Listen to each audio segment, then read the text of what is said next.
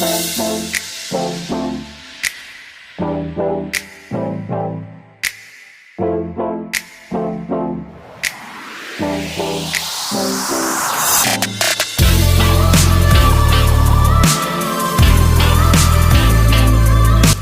hai guys.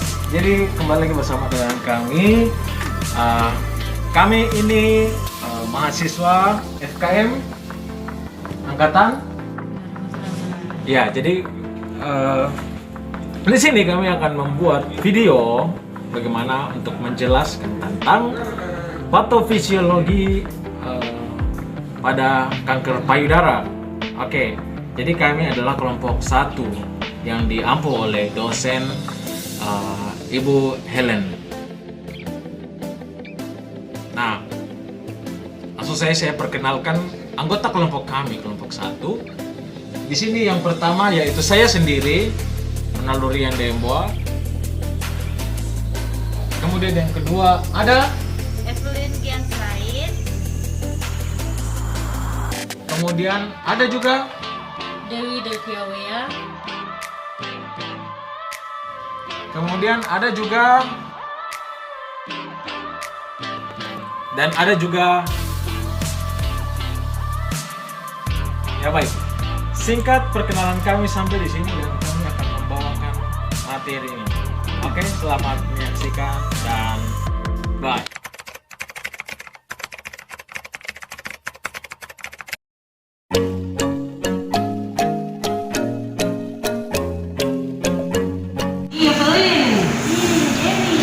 Cari-cari kobar juga ya, aku bikin ini, saya mau baca tiket sama apa jurnal baca di buku sama payudara.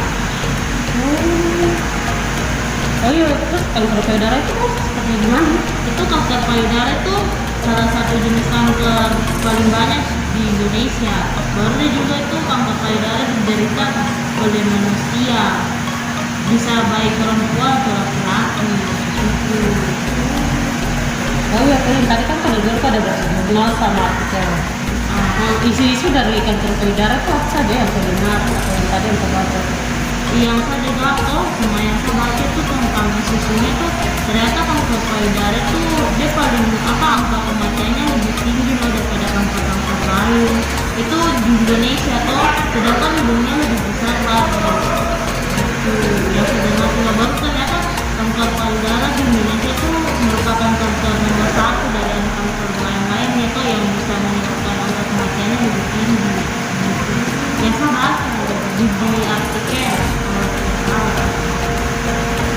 Baru tahu deh, itu tahu data-data soalis, data-data kanker di Indonesia. Tidak tahu, kalau aku tahu coba ini tahu berapa itu. Di kanker di Indonesia tuh itu dia sudah mencapai 42,1 ini orang per 100.000 penduduk di Indonesia total. Itu udah lebih tinggi daripada kanker-kanker lain kayak kanker paru-paru, kanker apa gitu. Baru menurut WHO juga itu kasus yang paling banyak di Indonesia itu yang paling banyak yang sering terjadi di Indonesia itu kanker payudara. Baru dia punya angkanya aku tahu 58.256 kasus atau sekitaran 16,7% dari kasus-kasus kanker lainnya gitu. Yang saya baca tadi Lumayan banyak. Oh iya, kalian terima kasih ya untuk informasi dengan tadi tentang kanker payudara. Kita jalan dulu. Oke. nah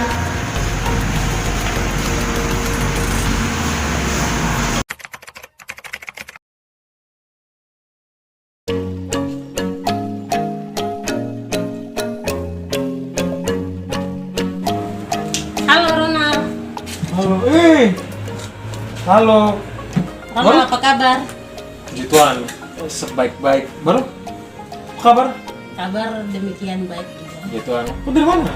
Dari itu sama teman itu Megawati itu. Oh, kamu cerah? Tadi kita nih bahas tentang kanker payudara. Ada cerita-cerita sedikit tentang payudara, kanker payudara. Oh, Itu yang dari tadi kamu udah bicara itu. Iya. Iya. Kanker payudara. Iya Ronald. Kanker payudara itu bagaimana nih? Maksudnya dia punya apa? Tubuh dia punya itu bagaimana nih? Kanker payudara itu. Oh iya Ronald, yang tadi kita ada cerita tuh, yang saya ingat ya, yang tadi kita ada bahas tuh ini tentang pertamanya kita bahas tentang anatomi kanker payudara. Jadi anatomi lobus, lobulus, ductus, kelenjar getah bening. Terus apa lagi?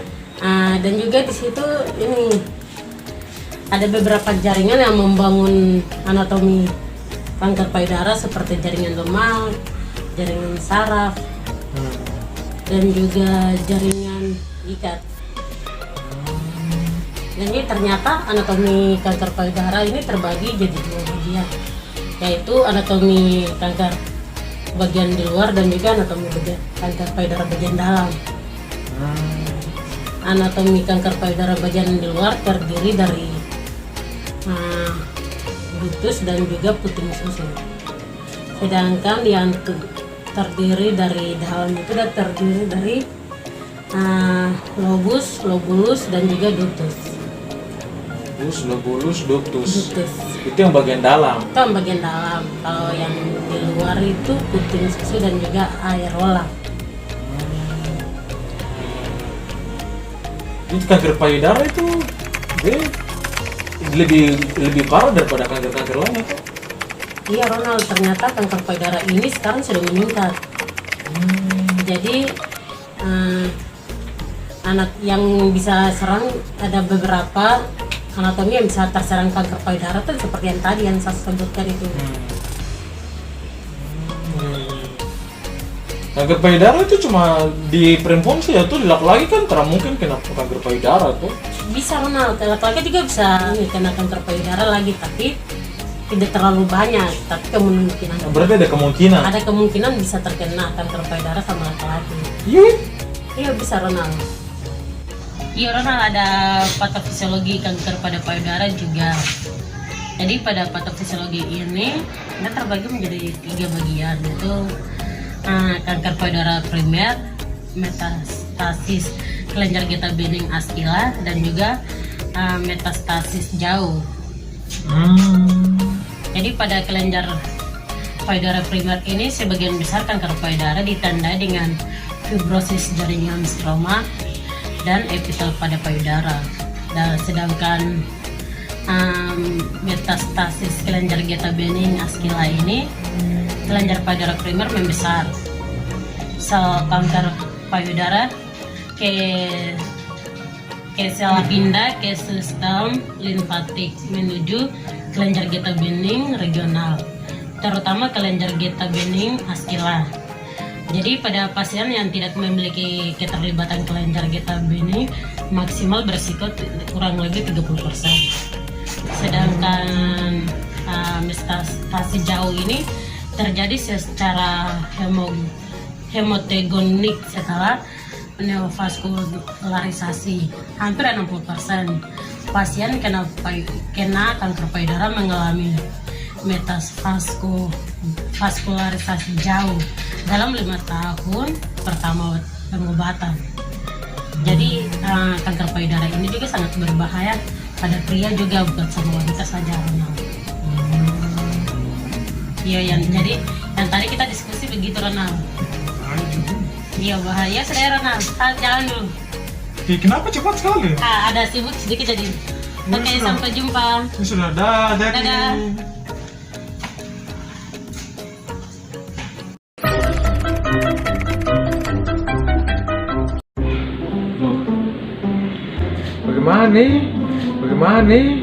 Bagaimana?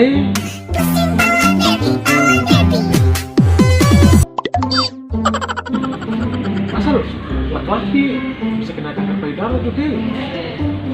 Bagaimana nih? Oh betul, Desi dia mau pergi ke puskesmas, betul lah, telepon dia tuh, tanya dulu. Ayo cepat. Beberapa tahun kemudian. Halo, Ya, halo. Yo, selamat sore. Minta maaf mengganggu ini. Selamat sore juga. Bagaimana, Nak? Yo, ini apa namanya? Saya mau tanya. Tadi dengar dong cerita tuh. Terus dengar ada apa teman dia jelaskan kalau apa laki-laki tuh bisa kena kanker payudara juga. Dengar begitu itu makanya takut ini. Bayu, Kak? Iyo. Terus? Itu yang makanya kok kan kebetulan kok ada bilang kok mau ke itu toh ke apa namanya puskesmas itu yang saya bilang apa namanya saya kasih tahu dulu supaya nanti kok coba tanya ke petugas di sana kan. Oh, iya. Bisa. Nanti saya coba tanya langsung ke petugas sana, toh. Iya, kok tolong tanya dia kak. Maksudnya tanya petugas itu soalnya nggak takutnya ada resikonya dong. Bisa, Oh, Pak? iya. Bisa. Betul. Oke, Nanti sudah. saya tanya sudah. Oke sip, nanti ya tunggu dia jawabannya. Oke, sip. Oke, sama ini dia punya cara untuk mencegah kalau bisa. Oh, cara pencegahannya lagi. Oke, sip. Ayo, Nanti sudah. saya tanyakan. Ya oke, dah. Dah, selamat pagi. Lagi juga. Oke, mantap.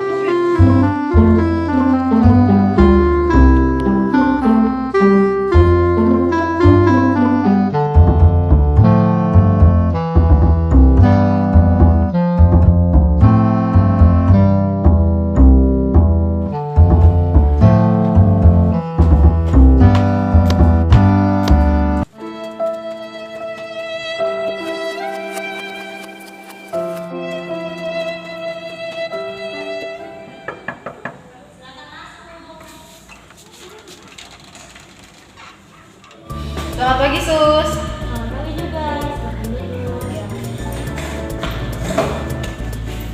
Bagaimana Bu? Ada yang bisa saya bantu? Iya, Sus. Begini, saya mau bertanya terkait kanker payudara itu kira-kira laki-laki bisa kena kah untuk kanker payudara? Jadi begini Bu, sebenarnya itu kanker payudara itu bisa terjadi juga pada pria. Karena kan kanker payudara itu bukan hanya pada wanita tapi pada pria. Tapi kemungkinan kecil itu bisa terjadi pada pria. Oh iya. Iya, Sus. Jadi begini, kira-kira kenapa sampai laki-laki kemungkinan kecil untuk terkena kanker payudara? Karena payudara pada pria itu tidak digunakan. Sedangkan kalau payudara pada wanita itu digunakan karena dia payudara wanita itu juga memiliki kelenjar yang untuk menghasilkan air susu.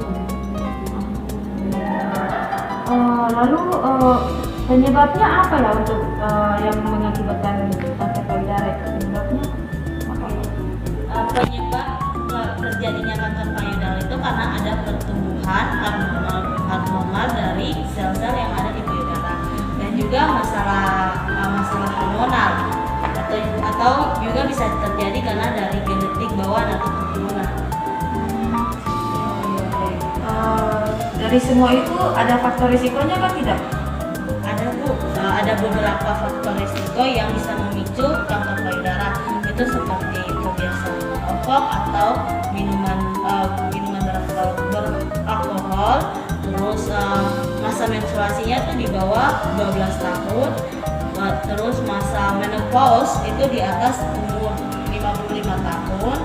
Ada riwayat kanker payudara pada keluarga, mungkin pada mamanya, adiknya, atau nenek kakeknya gitu. Terus Ibu, kira-kira gejala terjadinya kanker payudaranya ada kan? Ada. Gejalanya apa aja?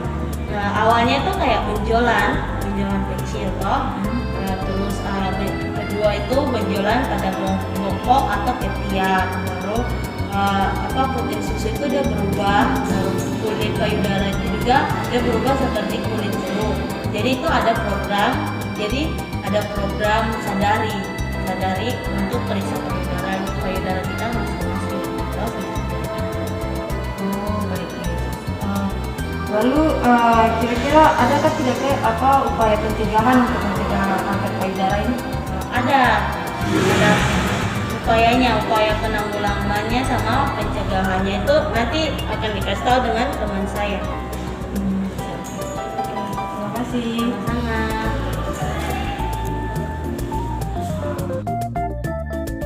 Oke, di sini saya akan menjelaskan tentang penanggulangan atau upaya dari pencegahan kanker payudara, yang dimana kita tahu merupakan salah satu penyebab kematian utama di dunia atau Indonesia, yang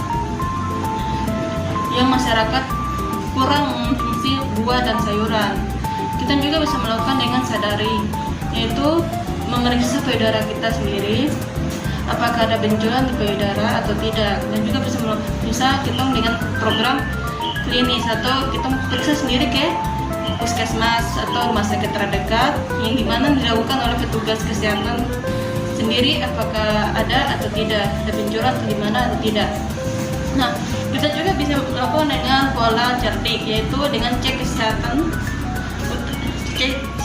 sendiri, yaitu enyah atau hilangkan asap rokok, dengan rajin aktivitas sendiri atau olahraga, dan juga diet seimbang, yaitu melakukan istirahat cukup, atau dengan kelola stres atau menenangkan pikiran dari awal sampai sekarang. Sekian dan terima kasih. Oke, kembali lagi bersama saya. Nah, seperti yang sudah kami sampaikan tadi, ya, itu adalah pemaparan kami kelompok 1 mata kuliah patofisiologi. Dalam hal ini kami menjelaskan tentang patofisiologi kanker payudara. Nah, bagaimana penjelasannya? Apakah menarik ataukah kurang? Silakan berikan kritik, karena kritik itu akan membangun kami untuk terus maju demi berkembang. Ya, baik. Untuk menutup sekian perjalanan video ini, saya akan menutupnya dengan sebuah ending dengan penjelasan, dengan sedikit menyinggung materi kemarin, materi awal mata kuliah ini, yaitu sistem limfatik, sistem imun, dan juga sistem endokrin. Tentunya ketiga sistem ini tidak terlepas seperti yang sudah tersinggung di dalam video tadi, bahwa video ini sangatlah bersinggungan dengan sistem-sistem tersebut. Nah, contohnya seperti sistem endokrin. Jelas sistem endokrin berperan penting dalam pembentukan sel. Nah, begitu juga dengan sel abnormal yang terdapat pada payudara, itu membuat terjadinya sebuah tumor yang dapat menjadi ganas, bisa kita sebut dengan kanker payudara. Nah, begitu pun dengan sistem limfatik dan sistem imun yang berfungsi dalam mempertahankan tubuh. Nah, sistem limfatik ini sendiri akan sangat diganggu oleh kanker payudara. Kenapa? Nah, karena posisi dari jalur sistem limfatik ini sedikit menyinggung menyinggung dekat dengan payudara, tepatnya mungkin di sekitar area ketiak di sebelah sini, di bagian dalam, terpisah dengan organ peredaran darah atau sistem peredaran darah. Nah, tapi dia dapat terkena apabila kanker ini tidak diberikan sebuah penanganan dari masalah ini. Oleh sebab itu sangat tersinggung dan dapat mempengaruhi kinerja juga dari sistem limfatik ini untuk mengenali sistem ini, sistem dari kanker ini. Jadi kadang imun setengah mati atau susah untuk menyerangnya karena dari sistem limfatik ini pun telah diganggu kinerjanya oleh kanker ini. Nah, seperti itu.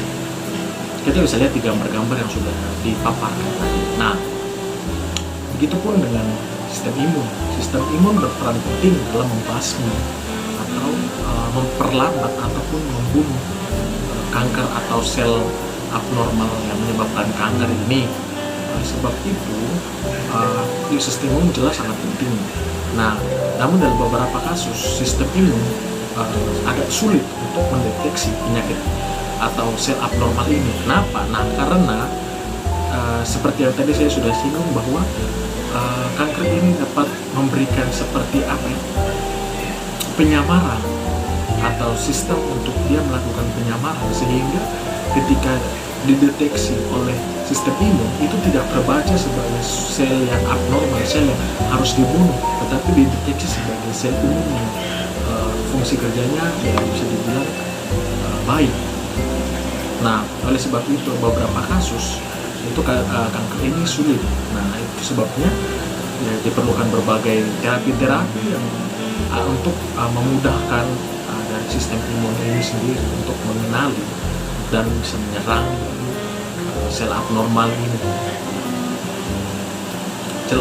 Sel yang sistem imun itu memiliki sel yang berperan untuk menyerang dari kanker ini, yaitu sel T. Nah, dia berperan untuk menyerang atau membunuh atau memusnahkan sel kanker, sel abnormal ini. Nah, sekian penjelasannya. Saya tidak banyak lebar, dan video ini kami akhiri dengan kami berterima kasih yang pertama kepada Ibu Helen, Ibu dosen yang mengampu kami, yang mengajar kami, dan kami berterima kasih juga kepada teman kami Desi Bagawak yang sudah membantu kami, walaupun bukan anggota kelompok tapi sudah mau membantu kami untuk membuat video ini karena kurangnya anggota personal. Nah, video ini masih banyak kekurangan, oleh sebab itu kritik saran dari teman-teman sangat kami perlukan demi kemajuan kami. Dan mungkin akhir kata saya mengucapkan maaf apabila terdapat kesalahan yang kami lakukan yang tidak berkenan dalam hati teman-teman sekalian. Kami mohon maaf sebesar-besarnya. Yang baiknya boleh diambil dan tidak boleh dibuang jauh-jauh. Ya baik, mungkin sekian yang dapat kami bagikan, dan atas perhatian dan atas partisipasi perhatian dari awal sampai selesai ini, kami ucapkan banyak terima kasih. God bless. Sampai bertemu di video selanjutnya. Bye.